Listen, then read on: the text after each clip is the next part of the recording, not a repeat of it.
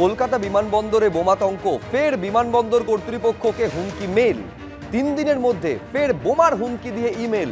কলকাতা সহ একাধিক বিমানবন্দরে পাঠানো হয়েছে এরকম হুমকি মেল, এমনটা খবর সূত্রের। কোথা থেকে মেল পাঠানো হয়েছে তা খতিয়ে দেখছে কর্তৃপক্ষ।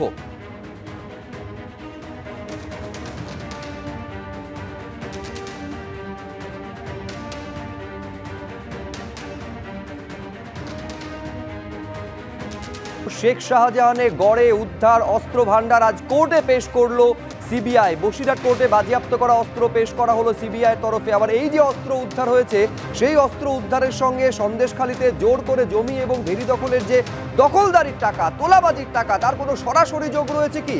ব্যাংশাল কোর্টে বড় সংশয় প্রকাশ করলো আজকে এনফোর্সমেন্ট ডিরেক্টরেট। এবং যে সিবিআই তদন্তে বিপুল অস্ত্র ভান্ডার উদ্ধার হয়েছে, যে সিবিআই তদন্তের বিরোধিতা করে সর্বোচ্চ আদালতে গিয়েছিল রাজ্য, সেখানে কোনো স্বস্তি রাজ্য আজকে পেল না। 3 জন প্রতিনিধি আমাদের সঙ্গে এই নিয়ে রয়েছেন, সরাসরি রয়েছেন একেবারে নয়াদিল্লি থেকে আমাদের প্রতিনিধি বিজেন্দ্র সিংহ, আমাদের সঙ্গে প্রকাশ সিনহা রয়েছেন এবং রয়েছেন আমাদের সঙ্গে সমীরণ পাল। শুরুতে সমীরণের কাছে এই বিষয় নিয়ে যাবো যে বিপুল পরিমাণে অস্ত্র ভান্ডার উদ্ধার করেছিল সিবিআই, যার মধ্যে বিদেশি অস্ত্র ছিল। সমীরণ, সবকিছু আজকে বসিরহাট কোর্টে পেশ করলো সিবিআই। কখন পেশ করলো? সিবিআইয়ের কি বক্তব্য এই অস্ত্র পেশ করার পরে?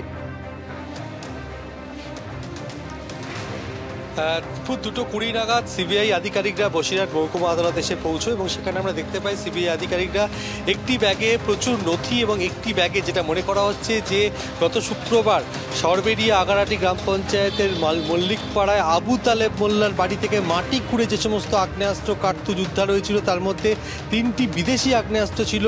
সেই সমস্ত অস্ত্র উদ্ধার করে তার আজকে বসিরহাট মহকুমা আদালতে নিয়ে আসা হয়েছে। এই মুহূর্তে আদালতের ভেতরে সিবিআই আধিকারিক রয়েছে। ক্যামেরাম্যান অভিজিৎ দত্তকে দেখাতে বলবো যে বাইরে করা নিরাপত্তায় মুড়ে ফেলা হয়েছে যেহেতু অস্ত্রগুলো নিয়ে আসা হয়েছে। এবং যেটা জানা যাচ্ছে সিবিআই আধিকারিকরা আজকে আদালতের কাছে এই আবেদন জানাবে যে গত শুক্রবার দিন মল্লিকপাড়া এলাকায় যে বিপুল পরিমাণে আগ্নেয়াস্ত্র কার্তুজ উদ্ধার হয়েছে, সেই আগ্নেয়াস্ত্র কার্তুজ তারা নিজেদের হেফাজতে রাখতে চায় এবং সেই আবেদনই আদালতের কাছে রাখতে চায় এবং সেই বিষয়ে আদালতকে জানাতে তারা আজকে বসিরহাট মহকুমা আদালতে এসছেন এবং তারা এই মুহূর্তে আদালতের আধিকারিকদের সঙ্গে কথা বলছেন এবং নথিপত্র তৈরির প্রক্রিয়া চলছে।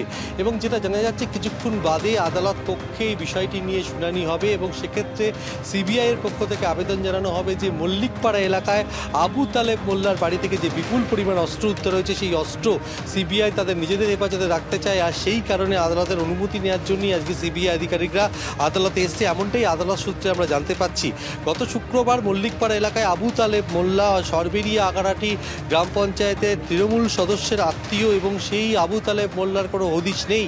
গত শনিবার দিন আমরা দেখেছিলাম যে আবু তালেব মোল্লার স্ত্রী মাজেদা বিবিকে জিজ্ঞাসাবাদ করে সিবিআই আধিকারিকরা, তার বয়ান রেকর্ড করে এবং তার পরপরই আজকে সোমবার এবং তারা বসিরহাট মহকুমা আদালতে দুপুর 2:20 নাগাদ এসে পৌঁছন এবং তারপরে নথি এবং এই আগ্নেয়াস্ত্রগুলো নিয়ে আসা হয়েছে এবং কড়া নিরাপত্তার চাদরে গোটা আদালত চত্বর মুড়ে ফেলা হয়েছে।